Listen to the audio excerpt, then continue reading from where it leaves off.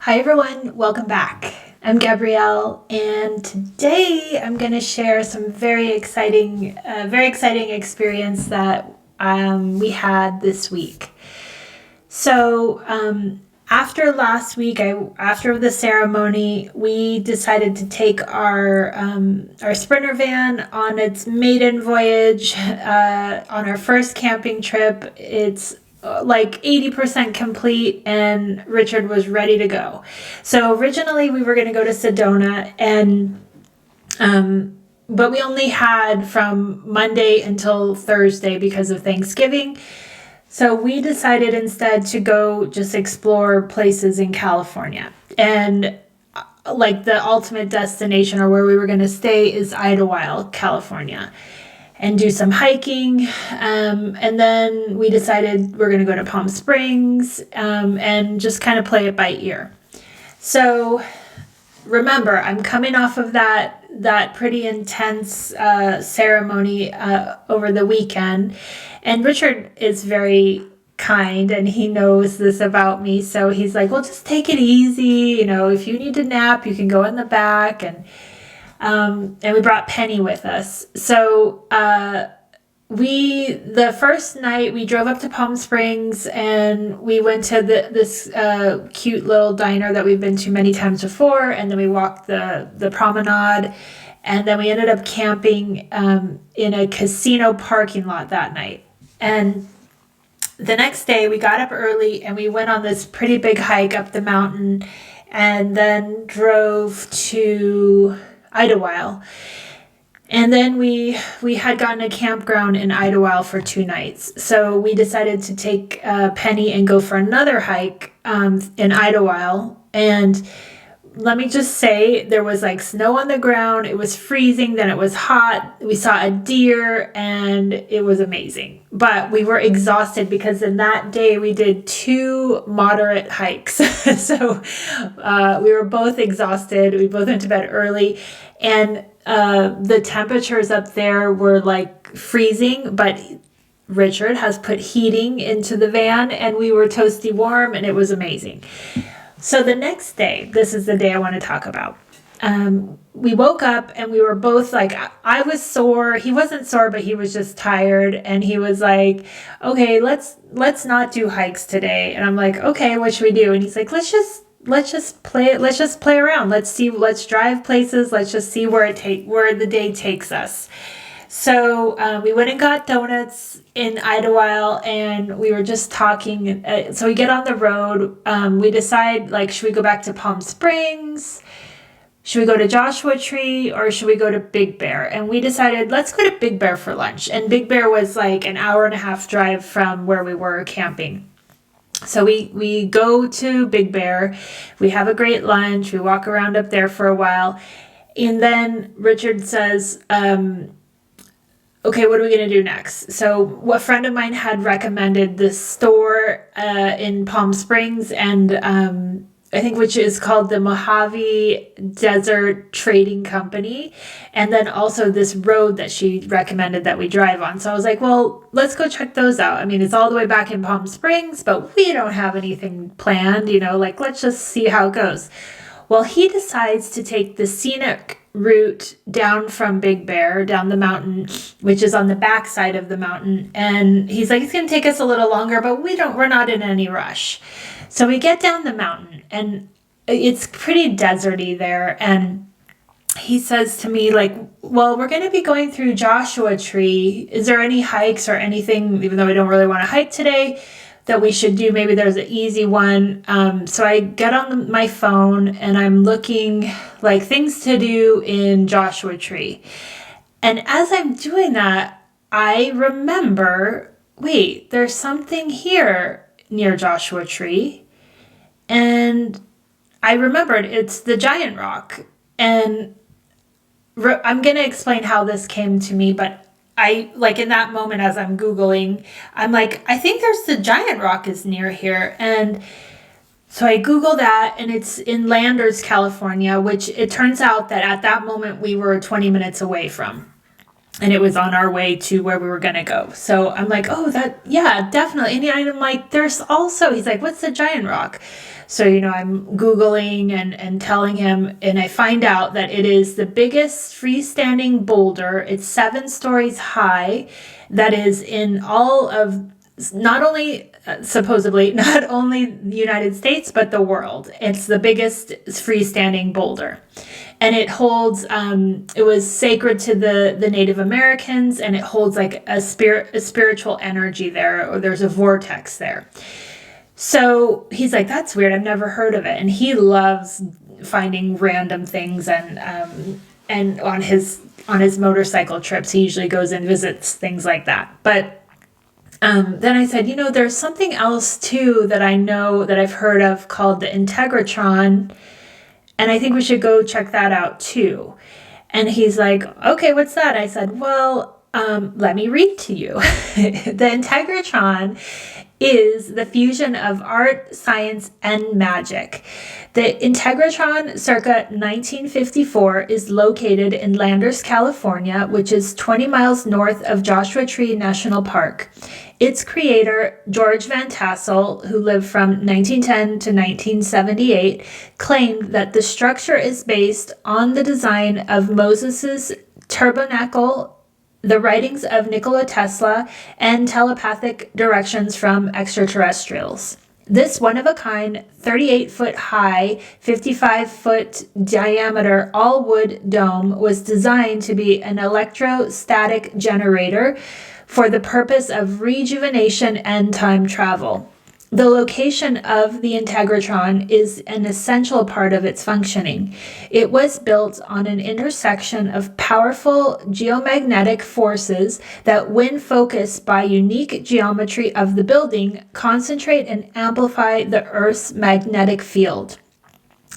Magnetometers read a significant spike in the Earth's magnetic field in the center of the Integratron. The Integratron is privately owned now by 3 sisters who have been doing a restoration and maintenance of the structure and property for more than 30 years.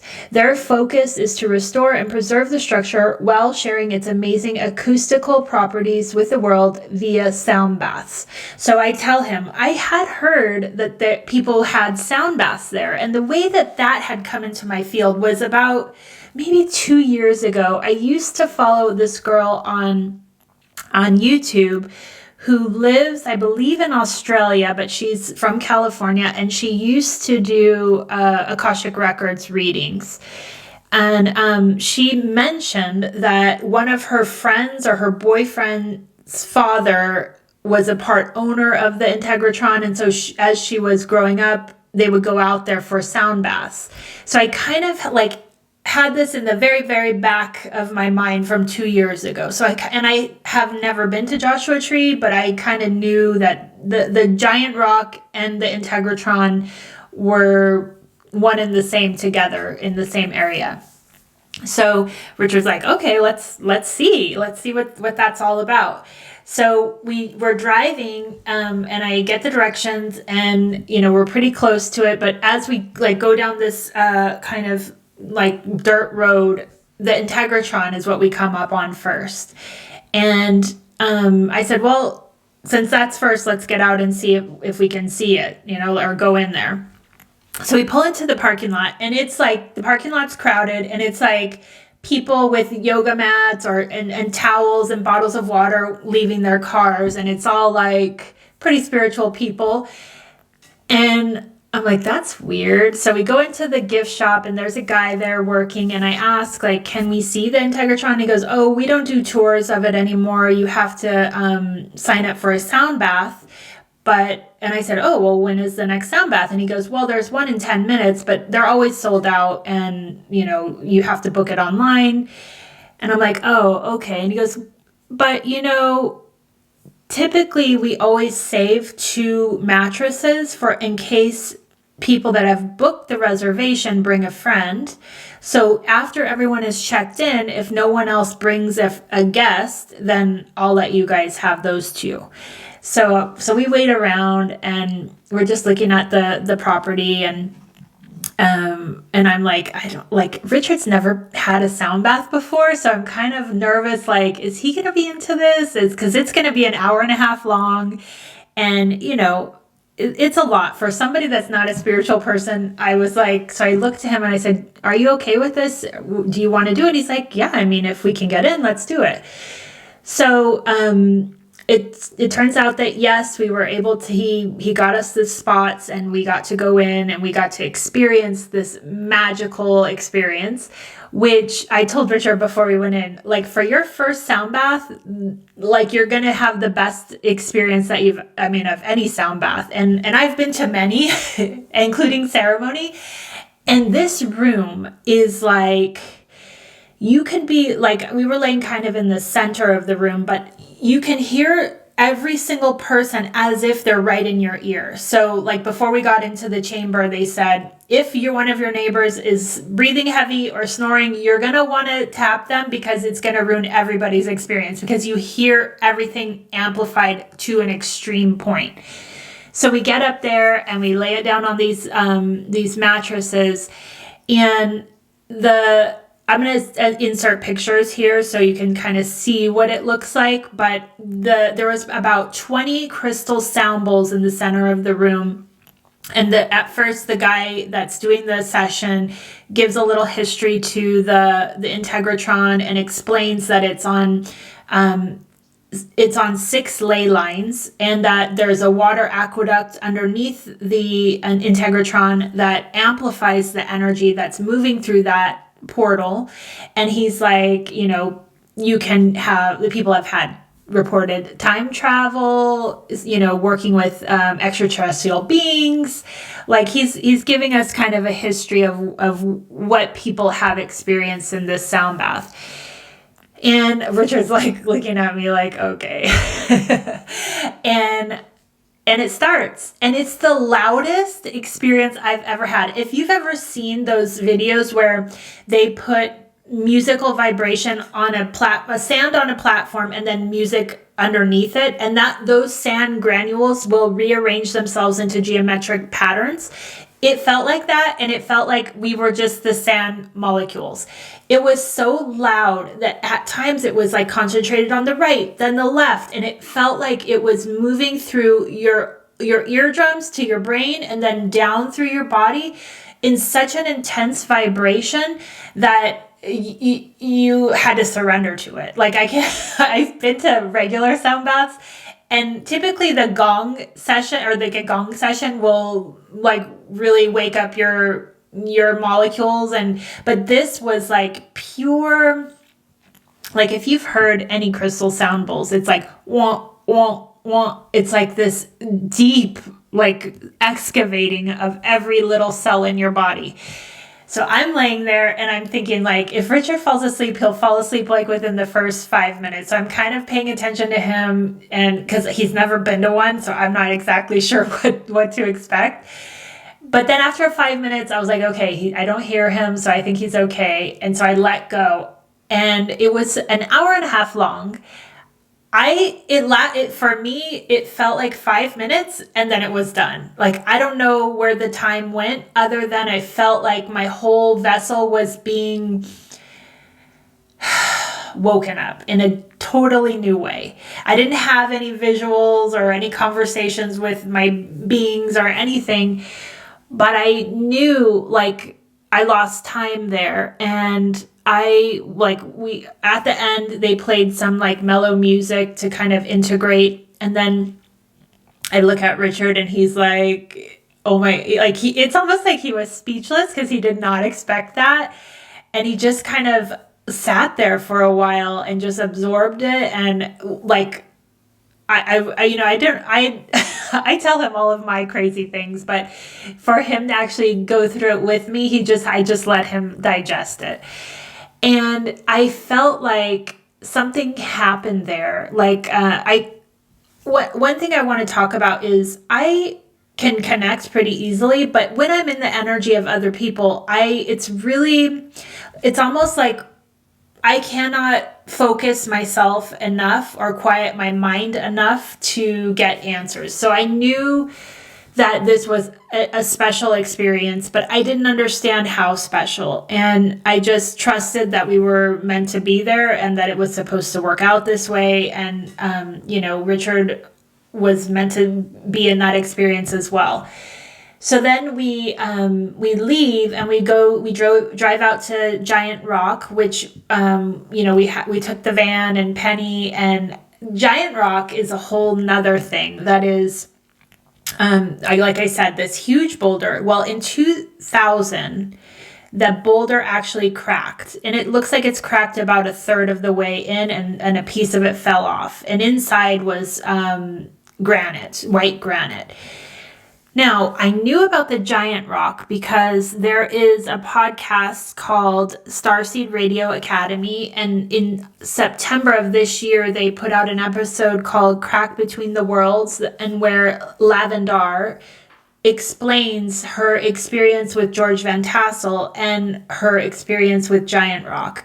So I had known of these names like from 2 years ago, but then also from more recently in September, this story came into my field, and I knew the special experience of Giant Rock, and that Lavendar said in this podcast that when he told her before he passed away in 1978, that when the rock would crack, that would be her signal of a crack between the worlds, and where she could start sharing her experiences with him and around Giant Rock. So that's what the podcast is, and I'll link it below if you're interested. Super interesting though. And there actually there was a home built underneath the backside of the rock, where George Van Tassel lived for some time. They believe that there was a special energy moving through that rock, and they therefore built these like catacombs underneath the rock. Now, you can walk around the back of it and see the doorway to get in there, but it's like lots of dirt has been pushed in there, so you can't actually get in there. But this site was also, while he was alive, the place of the UFO convention. So like every year they would have 5,000 people gathering around this rock and just like sharing stories and like connecting with these extraterrestrial beings. So that energy of the place is a very potent energy. So we go there, we hang out. It was really, really interesting. And then as we're like going back, we drove back to Idlewild because now it's late at night, and we get into the van to go to sleep, and I realized like I was using my star app because we have a moon door above the bed so you can see the stars. And I got out my star app because I was wanting to see where Andromedan was, because it's always pretty close, and I wanted to see where it was. And I'm like, where's the moon? I'm looking through my app, and I'm like, oh wait, isn't today the new moon? And it was the new moon. And then I was like, and also it's the Palladian lineup, because I had scheduled my ayahuasca ceremony to be on the Palladian lineup, which I do every year. It's just a more potent energy, and I feel like a nurturance, I would say. So I realized like, wait a minute. Here I was, and here Richard was, following our intuition for the day because we were sore from the day before, not knowing where the day was going to take us, and me not having an agenda to go to these experiences, but letting energy bring us there itself on this exact precise time of day and location and time of year. And I realized that this is it. This is what it means to follow the emotion, the feeling, without the mind getting involved. Because at no point did I say to Richard, I need to go to a sound bath today. I need to experience this. And then I went to the website, the Integratron website, and I look up because I wanted to see like what are their hours of operation. It turns out they say they're never open on a Wednesday, which it was Wednesday. Literally all year they're not open on a Wednesday. For some reason they're open that day, and they're sold out every week. Like it's not something that you can just go to. And I realized then, yes, this is what we like. This is all of the steps, like going from back to us going to Sedona and changing our minds and then being like nimble to travel and to do whatever, was because we were supposed to go there. That was the whole point of the trip. And then when we got home, I tuned into it more, and I got that it was time, because I had been training with this energy for 2 years. I knew of it. Like, this is what I want to talk about. When you are training with a frequency, now that could even be me or other YouTube or podcasts you listen to, you're unconsciously training with that vibration. Now, it may mean like right now you're listening to this story and you think like, wow, that's so cool that she got to experience that. But what's actually happening is this is a training exercise. I'm training you, and as in a vibrational way, to start accepting that, let's say it's the Integratron, into your field. Now, me and this girl that I had heard about the Integratron for the first time 2 years ago, that was my entry point. Now, it just kept coming around. Now, I saw and felt that is how training works. When we first get introduced to a subject, let's say a modality, or in this case, Integratron, it's just an introduction. And you're like, oh, okay, that's cool. Leave it, right? And even though I only lived 2 hours from it, I didn't ever look, I didn't Google it. I didn't have a call to it because I wasn't time yet. So the training for me in this case started 2 years ago. Then in September, I got another piece of the puzzle with the giant rock. And it was in my field. Like it's like it's this vortex of energy that's moving around you. And right, if the timing and everything lines up, it pulls you towards it. And in this case, they said it was time. Not only was I ready, but also Richard was open enough to surrender to the experience without me feeling like, is he going to think this is weird? Whatever. It was just like a surrender to intuition to pull us in. And then I realized that in that day, everything was aligned to bring us there. And nor me nor Richard, and even though I am an intuitive person, could consciously see that in the moment. It wasn't until after the fact that, oh, no wonder like that this lined up. We happened to show up literally minutes before the actual thing, and then they got us in, and that it was this experience.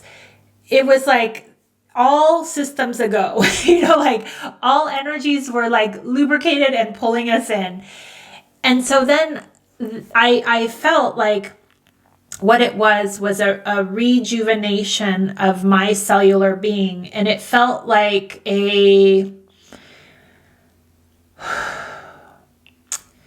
I would say like a welcoming or a bath, or like a soothing integration into the body. And by that, I mean, as my other beings came into my body just days before, it felt like they were pulling me towards an experience that would help them to assimilate. And again, there's that word. And as we were driving around, I was telling Richard about this assimilate situation and what I felt like it meant, but I didn't even know. I had to Google what the word was. And I just allowed it to be what it was supposed to be. So assimilate is take in information, ideas, or culture and understand it fully. So when I say, can you feel the pull without the mind, it's because we're supposed to learn to assimilate the vibration of the cellular structure that's already in your field. Like for example, me right now, I'm training with many things. Like I don't talk about all the things that I'm interested in because I feel like until I've digested it and I can speak about it, I am like still learning. But like I'm training with many things that are lighting me up, right? And it's some of the things that I've been working through and kind of like through downloads, through intuition, through just feeling into. they've been like an evolution. I'm going to give you an example. So astrology is something that I've always like super been interested in, but it's a language that doesn't fully resonate. And no matter how many times I study, how many podcast episodes I listen to, there's always been something that doesn't feel like it's aligned. Now, in that, I have like tuned into it many times. I've like tried to understand what's going on. I have oscillated between tropical versus sidereal, then introduced the 13th sign. And it was when the 13th sign was introduced that I started going down rabbit holes. And I'm talking like digging deep. And then that brought me to galactic astrology. And now I'm like absorbing 13 sign true sidereal astrology. And all of a sudden, this world that didn't really line up for me is like blossoming into something that feels true. So that's an example. I had been training with astrology for years, but I was just like starting to let's say match my frequency to it. But as I'm getting there and trying to understand that frequency, new downloads are coming through that something is different here. Something doesn't feel right here. Something feels like there's a next octave that I need to find. And it was only through that then I understood I land in Ophiuchus, which is the 13th sign. And I feel like this whole pull, actually, if I really am honest, one of my sisters in the energy tribe introduced me to Ophiuchus, I would say over a year ago. And she said, you fall in Ophiuchus. And I was like, I don't know what that is. And I don't have time for that. But that was the flame. That was the ignite that was like, okay, now it's in your field. How long will it take you to then assimilate it and bring it into your reality? So this is an example of we are always training with a vibration. And when you are ready to absorb that vibration, it pulls it. It's like a magnet. It can't do anything but pull you to it. So in this case of this camping trip, we're thinking we're just having a camping trip, and it was pulling me all along to that assimilate of the sound bath, of the Integratron, and of Giant Rock.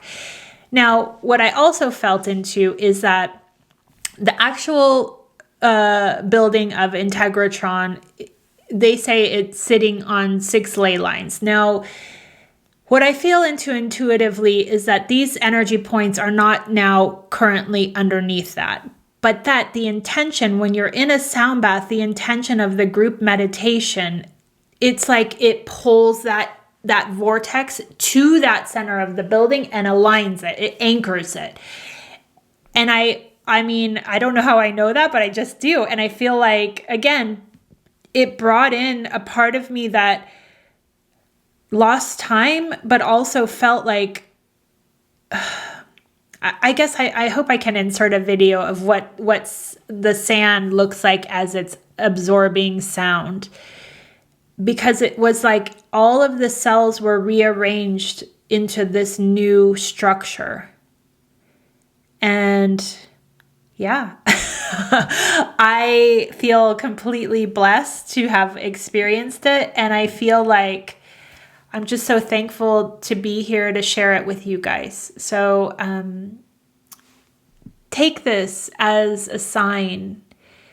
What you're training with may feel like you're far from it, but it's coming. I promise you.